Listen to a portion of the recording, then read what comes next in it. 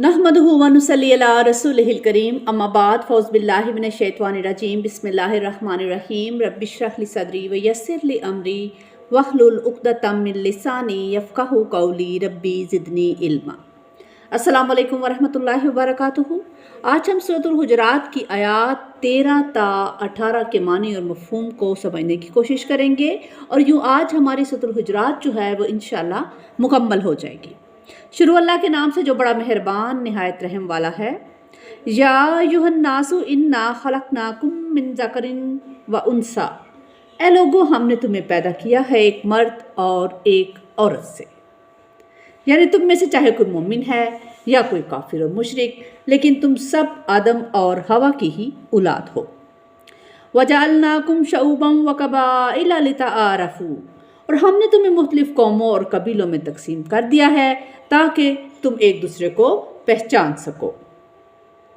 एक माँ बाप की औलाद होने की बिना पर अगर तमाम इंसान एक रंग और एक जैसी शक्ल सूरत के हामिल होते तो उनकी पहचान मुश्किल हो जाती। चुनांचे अल्लाह ताला ने हर इंसान को दूसरे से मुख्तलिफ बनाया है और फिर उन्हें रंग, नस्ल, ज़बान वगैरह की बुनियाद पर मुख्तलिफ कौमों और कबीलों में तकसीम कर दिया है ताकि करोड़ों, अरबों और इसी तरह सब इंसानों की पहचान और तारफ़ में किसी सतह पर कोई भी मुश्किल जो है वो पेश ना आए। यहाँ एक अहम बात समझने की ज़रूरत है कि इंसानों के दरमियान रंग और नस्ल का जो फ़र्क है वो अक़वाम और कबाइल में उनकी तकसीम आला और अदना की तमीज़ व तफ़रीक़ के लिए नहीं बल्कि उनकी बाहमी जान पहचान और तारुफ़ के लिए है। रसूलुल्लाह सल्लल्लाहु अलैहि वसल्लम ने खुतबा हिज्जतुल विदा में इस मज़मून की वज़ाहत इन अल्फाज में फरमाई है कि लोगों आगाह हो जाओ, यकीनन तुम्हारा रब एक है और तुम्हारा बाप भी एक है। खबरदार, ना किसी अरबी को किसी अजमी पर कोई फजीलत हासिल है और ना किसी अजमी को किसी अरबी पर, और ना किसी गोरे को किसी काले पर कोई फजीलत हासिल है और ना किसी काले को किसी गोरे पर। फजीलत की बुनियाद जो है वो सिर्फ तकवा है। H.G. वेल्स अपनी किताब concise history of the world में हुज़ूर सल्लल्लाहु अलैहि वसल्लम के खुतबा मुबारक के ये अल्फाज नकल करने के बाद घुटने टेक कर आप सल्लल्लाहु अलैहि वसल्लम को खराज तहसीन पेश करने पर मजबूर हो गया है। चुनांचे ईसाई होने के बावजूद उसने लिखा कि अगरचे इंसानी अखुवत, मसवात और हर्रियत के वाज तो दुनिया में पहले भी बहुत कहे गए थे और ऐसे वाज हमें मसीह नासरी के यहाँ भी बहुत मिलते हैं, लेकिन ये तस्लीम किए बगैर चारा नहीं कि ये मोहम्मद रसूलुल्लाह ही थे जिन्होंने तारीख़ इंसानी में पहली बार इन असूलों पर एक मुआशरा कायम किया। H.G. वेल्स के इस तबसरे से ये ना समझा जाए कि वो हुज़ूर सल्लल्लाहु अलैहि वसल्लम का बहुत बड़ा मद्दाह था, बल्कि उसने अपनी इस किताब में आप वसल्लम पर बहुत गलत किस्म के हमले भी किए। इस हवाले से इसका अंदाज़ सलमान रश्दी मिलाउन से मिलता जाता है, लेकिन आप अपने तमाम तर तअस्सुब के बावजूद उसे हुज़ूर सल्लल्लाहु अलैहि वसल्लम के हवाले से तारीख़ की ये अजीम हकीकत तस्लीम करना पड़ी। इन्ना अकरमकुम इंदल्लाहि अतक़ाकुम, यकीनन तुम में सबसे ज़्यादा बाइज़्ज़त अल्लाह के यहाँ वो है जो तुम में सबसे बढ़कर मुत्तकी है। इन्नल्लाह अलीमुन खबीर, यकीनन अल्लाह सब कुछ जानने वाला, हर चीज़ से बाखबर है। कालतिल आराबु आमन्ना, ये बद्दू कह रहे हैं कि हम ईमान ले आए हैं। कुल लम तुमिनु वलाकिन कुलू अस्लमना, ए नबी सल्लल्लाहु अलैहि वसल्लम कह दीजिए तुम हरगिज़ ईमान नहीं लाए हो, बल्कि तुम यूं कहो कि हम मुसलमान हो गए हैं। लम तुमिनु में नफ़ी हिज्जत बलम का नहायत मुक़द्दा असलूब है, यानी यहाँ मुज़ारे से पहले लम तकीदी नफ़ी के लिए आया है। चुनांचे लम तुमिनु में जो हास तकीद पाई जाती है वो मा आमन तुम जैसे अल्फाज में नहीं। वलम्मा यदखुलिल ईमानु फी कुलूबिकुम, और ईमान भी तुम्हारे दिलों में दाखिल नहीं हुआ। इस आयत में जो नुक्ता बयान हुआ वो इस्लामी माशरे की रकनीयत और इस्लामी माशरे की शहरियत की बुनियाद फराहम करता है। ईमान दरअसल एक नज़रिए का नाम है जो दिल के अंदर छुपा होता है और दुनिया में किसी भी तरीके या ज़रिए से किसी शख्स के ईमान की तस्दीक नहीं हो सकती। इसलिए इस्लामी माशरे के अफराद या इस्लामी रियासत के शहरियों की कानूनी हैसियत का तयन इस्लाम की बुनियाद पर होगा, ना कि ईमान की बुनियाद पर। अलबत्ता आखिरत में अल्लाह के यहाँ हर शख्स के मामलात का फ़ैसला ईमान की बुनियाद पर किया जाएगा। چنانچہ ہمارے ہاں جب مردم شماری ہوتی ہے تو مردم شماری کے فارم کے اندر مذہب کے خانے میں کسی کے لیے مسلم کا لفظ لکھ دینے سے متعلقہ شخص کو قانونی طور پر مسلمان تسلیم کر لیا جاتا ہے، لیکن دنیا میں قانونی طور پر مسلمان ہو جانے سے اللہ کے ہاں چھوٹ نہیں ہو سکتی۔ اللہ تعالیٰ تو ہر شخص کے دل میں ایمان کی کیفیت کو دیکھے اور پرکھے گا۔ اللہ تعالیٰ ہمارا خاتمہ بالایمان نصیب کرے۔ جیسے کہ حضور صلی اللہ علیہ وسلم کا فرمان ہے کہ اللہ تعالیٰ تمہاری صورتوں اور تمہارے اموال کو نہیں دیکھتا، بلکہ وہ تو تمہارے دلوں اور تمہارے اعمال کو دیکھتا ہے۔ چنانچہ دنیاوی قانون کے تقاضوں اور نجات اخروی کے حوالے سے ایمان اور اسلام کے فرق کو سمجھنا بہت ضروری ہے۔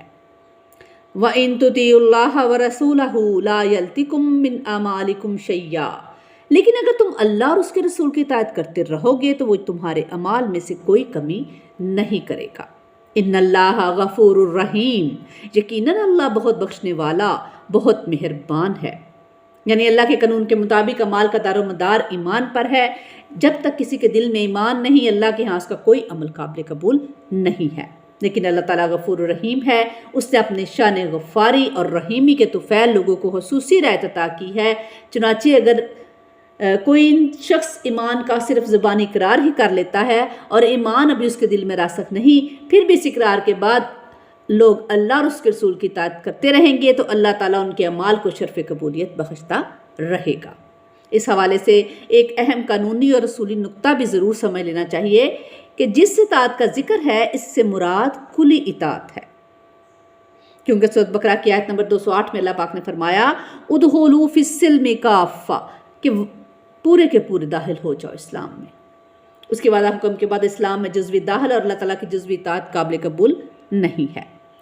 اس آیت کے مطالعے کے لحاظ سے ایک اور بات بہت اہم ہے کہ اس میں ایمان کو اسلام سے علیحدہ کر دیا گیا ہے، اور یہ قرآن مجید کا واحد مقام ہے جہاں مسلمانوں کے ایک گروہ کو واضح طور پر بتا دیا گیا ہے کہ تاحال ایمان تمہارے دلوں میں داخل نہیں ہوا۔ اس سے بعض لوگوں کو یہ بھی مغالطہ ہوا کہ آیت منافقین کے بارے میں ہے، حالانکہ اس کے بارے میں سب کا اتفاق ہے کہ منافقین کا تو کوئی بھی عمل اللہ کے ہاں قابل قبول نہیں ہے۔ اللہ تعالیٰ ہمارے دلوں کو نفاق سے پاک کرے، آمین۔ جبکہ یہاں متعلقہ لوگوں کو یقین دہانی کرائی جا رہی ہے کہ اگر تم لوگ اللہ اور اس کے رسول کی اطاعت کرتے رہو گے تو تمہارے اعمال میں کوئی کمی نہیں کی جائے گی۔ چنانچہ اس حکم کا درست مفہوم سمجھنے کے لیے ان حالات کے بارے میں جاننا ضروری ہے جن حالات میں یہ آیت نازل ہوئی۔ جب اللہ تعالیٰ نے اپنے رسول کو جزیرۃ العرب میں غلبہ عطا فرمایا تو کفار و مشرکین کے تمام قبائل پر یہ حقیقت کھل کر واضح ہو گئی کہ اب ان میں مسلمانوں کا مقابلہ کرنے کی ہمت نہیں ہے۔ دوسری طرف سورۃ توبہ کی ابتدائی آیات میں ان کے لیے یہ الٹیمیٹم بھی نازل ہو چکا تھا کہ آیت نمبر 5 میں اللہ تعالیٰ نے فرمایا اور جب یہ محترم یعنی محرم مہینے جو ہیں یہ گزر جائیں تو قتل کرو ان مشرکین کو جہاں پاؤ، اور پکڑو ان کو اور گراؤ کرو ان کا، اور ان کے لیے ہر جگہ گھات لگا کر بیٹھو۔ 9 ہجری کے حج کے موقع پر یہ الٹیمیٹم ہر خاص و عام تک پہنچا بھی دیا گیا۔ اس کے بعد متعلقہ لوگوں کے پاس صرف 4 ماہ کا وقت تھا۔ ان حالات میں ان قبائل کے پاس اطاعت قبول کرنے کے علاوہ کوئی دوسرا راستہ بچا ہی نہیں تھا۔ چنانچہ انہوں نے یہی راستہ اپنایا اور رسول صلی اللہ علیہ وآلہ وسلم کی اطاعت قبول کرنے کے لیے آپ کی خدمت میں اپنے اپنے وفد بھیجنے شروع کر دیے۔ اس طرح اس سال مدینہ میں وفود کا تانتا بند گیا، گویا ہر قبیلہ اسلامی حکومت کی اطاعت قبول کرنے اور اسلام میں داخل ہونے کے لیے دوسروں پر سبقت لے جانا چاہتا تھا۔ اس صورتحال کا نقشہ جو ہے وہ سورۃ النصر میں بھی یوں دکھایا گیا ہے کہ اذا جاء نصر اللہ والفتح ورأیت الناس یدخلون فی دین اللہ افواجا۔ اطاعت قبول کرنے والے ان لوگوں میں 3 طرح کے افراد تھے، کچھ تو ظاہر اہل حسینیت سے ایمان لانے والے تھے، کچھ منافق اور دھوکہ باز جو ہوا کا رخ دیکھ کر اپنے مسلمان ہونے کا اعلان کر رہے تھے۔ لیکن 2 اقسام کے درمیان تیسری قسم کے وہ لوگ تھے جن کے دلوں میں نہ تو دھوکے کی نیت تھی اور نہ ایمان لانے کا سچا جذبہ تھا، یعنی وہ مثبت اور منفی 2 انتہاؤں کے درمیان 0 پوائنٹ پر کھڑے تھے۔ اس آیت کے مطالعہ میں انہی لوگوں کا ذکر ہے کہ ان لوگوں کو نہ صرف اطمینان دلایا گیا کہ تم لوگ اللہ اور اس کے رسول کی اطاعت کرتے رہو گے تو تمہارے اعمال میں کوئی کمی نہیں کی جائے گی، بلکہ انہیں خوشخبری بھی سنا دی گئی کہ اگر تم اس اطاعت کے راستے پر چلتے رہو گے تو تمہارے دلوں میں سچا اور حقیقی ایمان بھی پیدا ہو جائے گا۔ انما المؤمنون الذین آمنوا باللہ ورسولہ ثم لم یرتابوا، مومن تو بس وہی ہیں جو ایمان لائے اللہ پر، اس کے رسول پر، پھر شک میں ہرگز نہیں پڑے۔ یعنی ایسے لوگوں کے دل ان کا ایمان ان کے دلوں میں راسخ ہو کر یقین کی ایسی صورت اختیار کر گیا کہ ان کے دلوں کے اندر شک کی کوئی گنجائش ہی نہ رہی۔ اس سے پہلے بھی آیت نمبر 7 میں صحابہ کے بارے میں فرمایا گیا تھا کہ اے نبی کے ساتھیوں، اللہ نے تمہارے نزدیک ایمان کو بہت محبوب بنا دیا ہے، اسے تمہارے دلوں کے اندر رچا بسا دیا ہے۔ یعنی جب تک ایمان دل میں راسخ نہیں ہوا اور ابھی صرف زبان پر ہے، یعنی کہ انسان زبان سے یہ اقرار کرے کہ آمنت باللہ و ملائکتہ و کتبہ و رسلہ، تو یہ اسلام ہے۔ اس لیے اسلام کی بنیاد جن چیزوں پر بتائی جاتی ہے ان میں یقین قلبی شامل نہیں ہے، بلکہ نظریاتی طور پر صرف توحید رسالت کی گواہی دے کر اور اس کے بعد نماز، روزہ، زکوٰۃ اور حج کا التزام کر کے اسلام کا تقاضا پورا ہو جاتا ہے، لیکن ایمان اس سے اوپر کی منزل ہے۔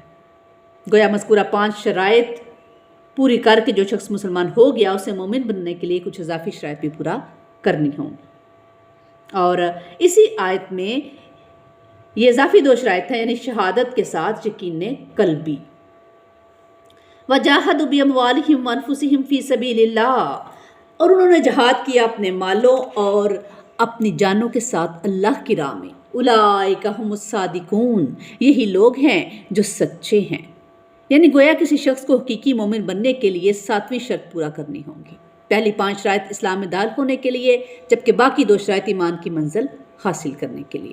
اسلام اور ایمان کے اس فرق کو اس طرح بیان کیا جا سکتا ہے کہ ایک مومن لا محالہ مسلم تو ہوگا ہی، لیکن ہر مسلم مومن نہیں ہو سکتا۔ اسلام اور ایمان کی اس بحث میں لائق توجہ جو بات ہے وہ یہ ہے کہ زبان سے آمنت باللہ و ملائکتہ و کتبہ و رسلہ کا دعویٰ کرنا تو آسان ہے، مگر دل میں حقیقی ایمان پیدا کرنا اور پھر اس ایمان کے تقاضے پورے کرنا انتہائی مشکل ہے۔ اس لیے ضروری ہے کہ ہم میں سے ہر ایک اپنی ایمانی کیفیت کا جائزہ لیتا رہے۔ خصوصی طور پر اس حوالے سے یہ حقیقت تو ہمیں کبھی بھی نہیں بھولنی چاہیے کہ ہم باطل نظام کے تحت زندگی گزار رہے ہیں۔ اس حالت میں اگر اس نظام کو ذہنی طور پر قبول کر کے ہم اس کی چاکری کرنا شروع کر دیں، یعنی اس نظام کے تحت اپنی معیشت کی ترقی اور اپنے معیار زندگی کو بہتر بنانے کی فکر میں لگ جائیں گے، تو ایسی صورت میں ہمیں اپنے ایمان کی خبر لینے کی اشد ضرورت ہوگی۔ کسی ملک یا معاشرے میں غلبہ باطل کی صورت میں ایک بندہ مومن کے لیے لازم ہے کہ وہ اس نظام کے تحت حالت احتجاج میں رہتے ہوئے زندگی بسر کرے۔ الدنیا سجن المومن کے مصداق باطل نظام کے تحت وہ ایسے رہے جیسے ایک قیدی جیل کے اندر رہتا ہے، یعنی اپنے اہل و عیال کی ضروریات پوری کرنے میں وہ اپنی کم سے کم توانائی صرف کرے اور ان ضروریات کو بھی کم سے کم معیار پر رکھے، جبکہ اپنا باقی وقت اور اپنی بہترین صلاحیتیں نظام باطل کو جڑ سے اکھاڑ پھینکنے اور اللہ کے دین کو غالب کرنے کی جدوجہد میں کھپا دے۔ کسی شاعر نے کیا خوب کہا ہے، گر یہ نہیں تو بابا پھر سب کہانیاں ہیں۔ یعنی اگر باطل نظام کے تحت رہتے ہوئے ایک مرد مسلمان کی زندگی کے شب و روز کا نقشہ ایسا نہیں ہے، تو بے شک قانونی طور پر وہ اپنے ملک کا ایک مسلمان شہری ہے، اپنے مسلمان ماں باپ کی وراثت کا حقدار ہے، مسلمان عورت سے شادی کر سکتا ہے، مگر ایسا مسلمان اللہ کے ہاں مومن شمار نہیں ہو سکتا۔ اس آیت میں ایک اہم نقطہ یہ بھی ہے کہ اس کا آغاز انما سے ہو رہا ہے اور آخر پر اولئک هم الصادقون کے الفاظ آئے ہیں، یعنی مومن تو ہیں ہی، صرف وہ لوگ جن کے دلوں میں ایمان نے یقین کی شکل اختیار کر لی ہے اور پھر انہوں نے اپنا جان و مال جو ہے وہ اللہ کی راہ میں کھپا دیا ہے، اور یہی لوگ ہیں جو اپنے ایمان کے دعوے میں سچے ہیں۔ اللہم ربنا اجعلنا منہم، اللہم ربنا اجعلنا منہم، اللہم ربنا اجعلنا منہم، آمین ثم آمین۔ یا الہی ہمیں ایسے لوگوں میں سے بنا دیجیے۔ آیت کے آخر میں ان مومنین کو جو سرٹیفکیٹ صادقون کا عطا ہوا ہے، اس کی اہمیت کو سورۃ توبہ کی آیت نمبر 119 کی روشنی میں سمجھتے ہیں کہ سورۃ توبہ کی یہ جو آیت ہے، اس میں اہل ایمان کو صادقین کے ساتھ شامل ہونے کا حکم دیا گیا ہے کہ کونوا مع الصادقین، جبکہ جو آیت ہم پڑھ رہے ہیں اس میں یہ بتایا گیا ہے کہ صادقین کون ہیں۔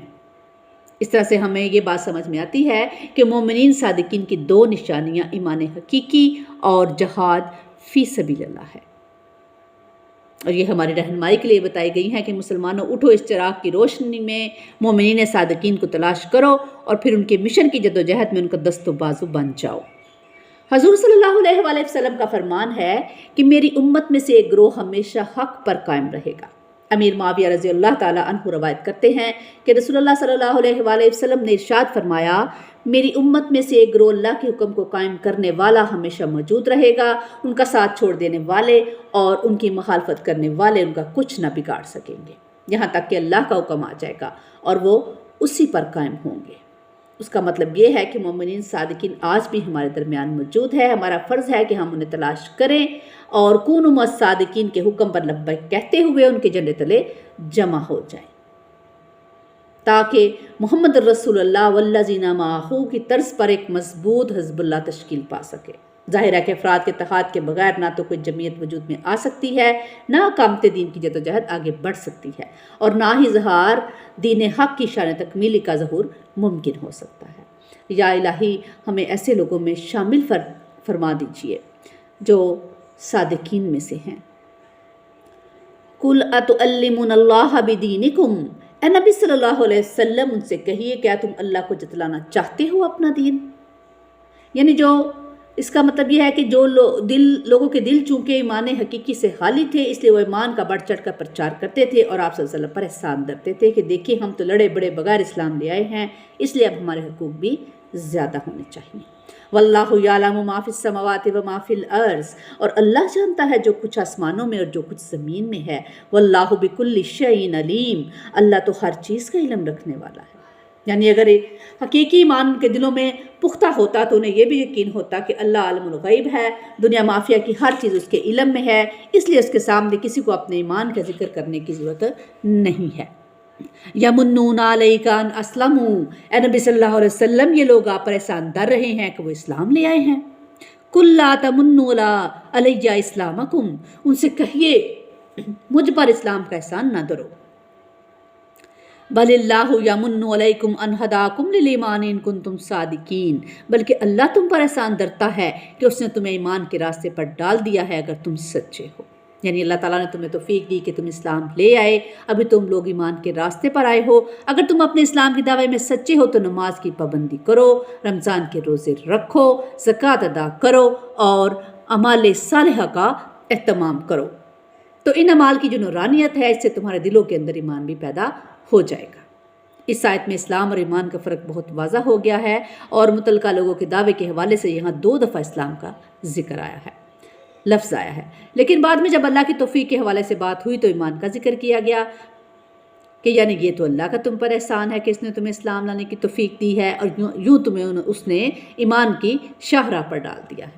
اب اگر تم صدقے دل سے اسلام لائے ہو تو یہ شاہراہ ضرور تمہیں ایمان کی منزل تک لے جائے گی، لیکن اگر تم منافق ہو یا صرف جان بچانے کے لیے اسلام کی پناہ میں آئے ہو تو قانونی طور پر بے شک تمہارا شمار مسلمانوں میں ہو جائے گا، لیکن اللہ کے ہاں نہ تمہارا اسلام قبول ہوگا اور نہ ایمان۔ جیسے کہ اس سے پہلے بھی ہم بات کر چکے ہیں کہ جو کوئی بھی زبان سے توحید و رسالت کی گواہی دے کر مسلمان ہونے کا دعویٰ کرے گا اسے مسلمان تسلیم کر لیا جائے گا۔ اسی قانون کے تحت غزوہ تبوک تک تمام منافقین کو بھی مسلمان تسلیم کیا جاتا رہا، یہاں تک کہ رسول صلی اللہ علیہ وسلم نے رئیس المنافقین عبداللہ بن ابی کو اس کی نماز جنازہ بھی پڑھائی۔ البتہ غزوہ تبوک کے بعد ان کی منافقت کا پردہ چاک کیا گیا اور ان کی بنائی ہوئی مسجد بھی گرا دی گئی۔ ان اللہ یعلم غیب السماوات والارض واللہ بصیر بما تعملون، یقیناً اللہ جانتا ہے آسمانوں اور زمین کی چھپی ہوئی چیزیں، اور جو کچھ تم کر رہے ہو اللہ اسے بھی دیکھ رہا ہے۔ اللہ تعالیٰ ہمیں قرآن پاک کو پڑھنے، سمجھنے اور عمل کی توفیق عطا فرمائے، ہمیں اور ہمارے اولادوں کو اپنا فرمانبردار بنا لے۔ ربی جعلنی مقیم الصلاۃ ومن ذریتی ربنا وتقبل دعا، ربنا اغفر لی ولوالدی وللمؤمنین یوم یقوم الحساب، ربنا تقبل منا انک انت السمیع العلیم وتب علینا انک انت التواب الرحیم۔ سبحان ربک رب العزۃ عما یصفون وسلام علی المرسلین والحمد للہ رب العالمین۔